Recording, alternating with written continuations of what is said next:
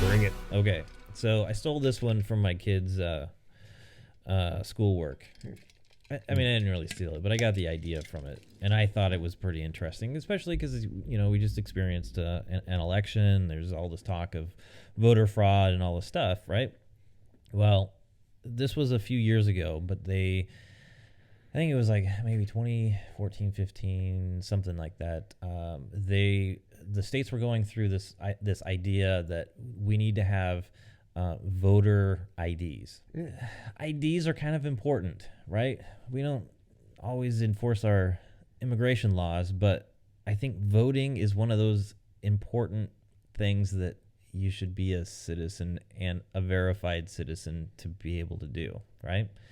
So I thought I'd kind of poke at some of well, let me ask you, are you for or against it? We'll start there.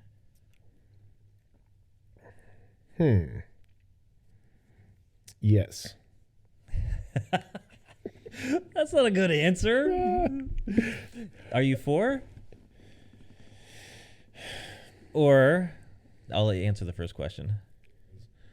No, I don't think we should have to do that because I'm a guy that thinks that the people sitting next to me should be people of integrity and good person. I don't care if you're voting the same way as I am, but a good person. But unfortunately, I feel that it's a necessity. I mean, we need it because there is so much fraud, people that aren't supposed to be here in our country, illegals or however you call it.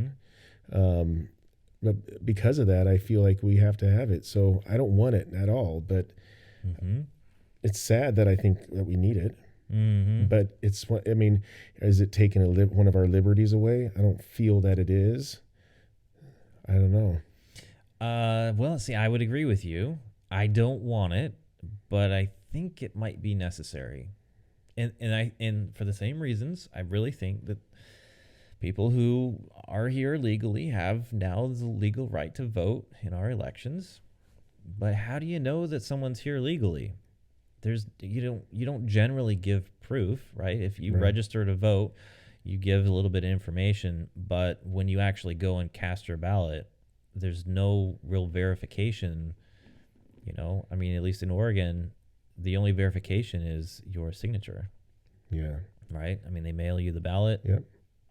You put it in a fancy envelope and you sign it with your name saying that it's you voting. And that's kind of it. Yep.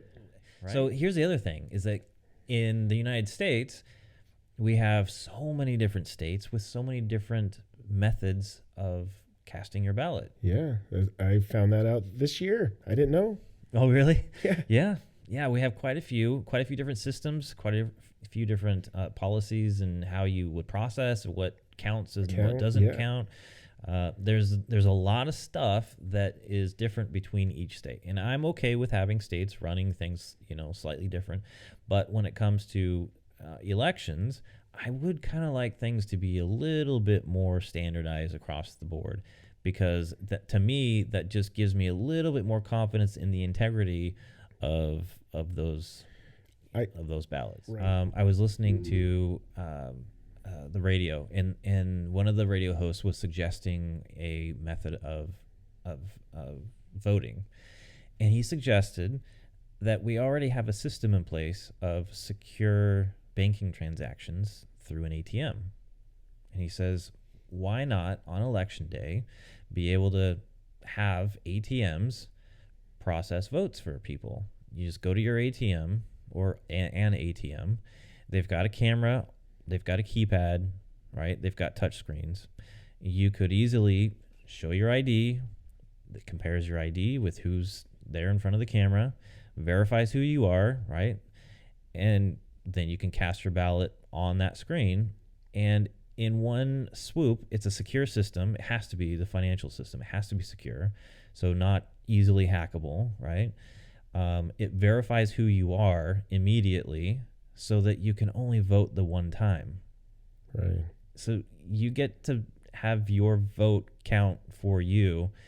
And if it doesn't work, it can probably tell you then at that moment versus what we do now, which is we have to look up our information to see if our ballot counted. Do you think it's taken away any of our liberties, getting a card? Well, so I'm trying to figure out what a liberty it would be taken away. Here are some of the cons. Okay. Oh, great. And I can't necessarily agree with them, but one of the things that I can't agree on is that I watched one of these little OPB YouTube videos on it because that was part of my son's assignment, and I thought it was interesting that the very first thing that they said was it's a partisan issue. Right? So overwhelmingly Democrats vote no, overwhelmingly Republican vote yes. Okay. I don't care. In my opinion, it's about the policy. What is the intention of it, right? Because we have partisan issues all the time, and I don't care. I care about, well, what's the intent of that particular law, right? I mean, it's like legalizing like mushrooms, psilocybin and heroin and meth, and anyway. So did you bring any? No, we should just every show we should try something new. What the hell? But don't bring too much. That's right. But we have to have someone to administer the psilocybin. That's part of the law. Producer Ethan. Yeah. Okay, so here's some of the cons. Okay, so the first thing is they call it a partisan issue. Again, I don't care. I want to know what's the intent of it, right? The next thing is they say that it would target minorities and poor people and the elderly. Well, I've heard that one, but I've never understood the word target. Yeah, so I don't think that it targets because the language of it doesn't say anything about targeting, and that's not the intent of it. It is to just verify that you are a legal voter. Of course, these people that make these arguments, ACLU in this case, is that the language itself, the result is that these particular folks suffer the most. So what they do is they change the language and they say, well, these people were targeted the entire time anyway. Yeah, still, what liberty? Because I don't understand target, but target for what? Yeah, well, it's the language they use. It's just fake. There's nothing behind it. They shouldn't be using the word target, right? They make it sound like they're scouting them out, pointing them out for what? Yeah. They're not saying for, they're just saying just because it sounds bad. I don't think they should be using the word target. They could say that it impacts, right? That it could potentially impact a certain subset of people. Right. But to target, that's different language. Yeah. But it's like you have to use your ID for a lot of different things. Right, I understand. But I mean, don't we all really know the real reason is because they don't want, it's not targeted, it will highlight who's illegal and who's not. Yeah. And unfortunately, I mean. Yep, absolutely. And the thing is, even to like get a job, to do a background check, to do most of these things, you have to have some sort of ID. If you're going to travel on an airplane, you got to have ID. Yeah. I mean, there's so many parts of your everyday life that you would use an ID for. I mean, again, as simple as going and buying beer or tobacco products or vaping. You still have to use your ID. They'll card you for that. So I don't get why this is such a big inconvenience because most everyone wants to have an ID so that they can do these things. I just feel that it's not taking away from anybody. And if people do not have their ID and they're still on record, it's coming out of our taxes. We're just going to come and give you one. And heck, now you have an ID too on the house. Well, they said that it would are those people voting, Well, guess what? That's the point. We need to know. That's true, and the other, which goes to one of their other points, is